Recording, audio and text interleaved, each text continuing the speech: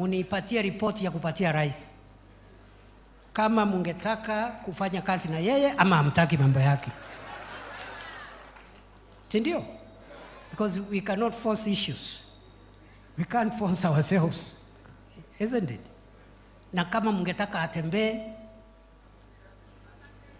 ama asitembee, hiyo mambo yote tutaamua, ndio niende nimpelekee ripoti. Si namna hiyo? Mimi nitakuja mashinani, because we need to unlock some things before the president comes.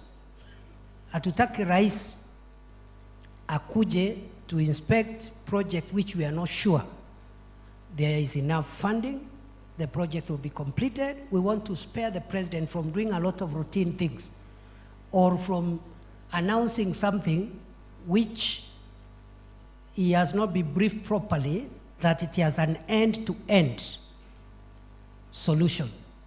And that's the problem we have been having. And my colleagues who are in government, ministers, PSs, sometimes we are the ones who embarrassing the president by inviting him to an event, and you know very well you are not sure that project is end-to-end funded. So wacha sisi tusukumane na hii kitu. Afadhali mimi ni inspect kitu, ikikwama mimi nipate hiyo embarrassment. But by the time the president comes, anakuja kufungua either a complete project, or if he is inspecting, we are very sure there is an end-to-end solution for that project.